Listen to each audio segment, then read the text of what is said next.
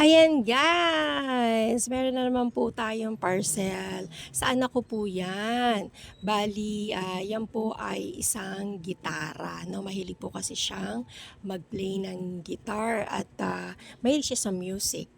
At hindi ko in-expect na siya ay makakabili po ng ganyan dahil ang binibigay ko lang naman pong baon sa kanya is 50 a day. So nagulat na lang ako, gusto niya raw umorder niyan at naka-order siya at nakabili po siya ng ganyan. So tinatanong ko siya, paano ka nagkaroon ng pera?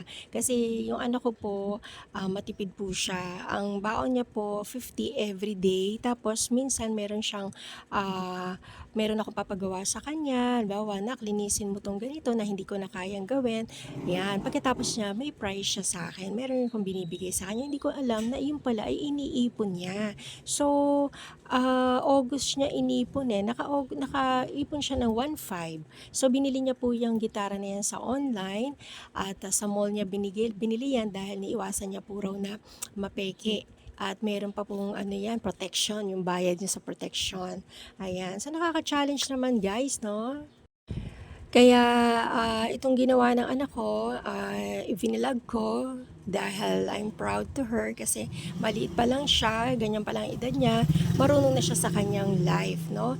At siguro sa nakikita niya rin po dito sa aming bahay. At sabi ko, wag naman siya magpakabugutom. At advice ko lang din po dito sa mga ibang kabataan, ayun po, kung gusto niyo makabili kayo ng isang bagay na gusto niyo ay mabibili niyo po. Wala po imposible. Basta gawin niyo po yung dapat. Katulad niya, nag-ipon po siya.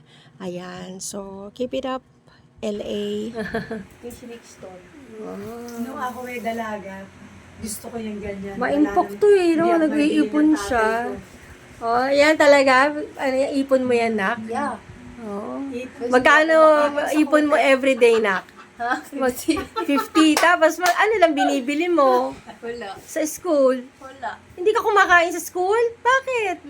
Pag Monday to Thursday, ko, makakaipon ako ng 200. Oh. Tapos Friday din ako makain.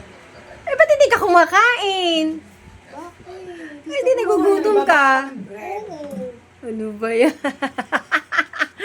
Ay, nako. Pero Talaga. nasanay naman na ako, kaya maliit na bagay na lang siya natin. Ba't may ano? Maimpo kayo. Alright, so. Daig niya si Monique. Magpag-aralan mo na, ha? Tayo!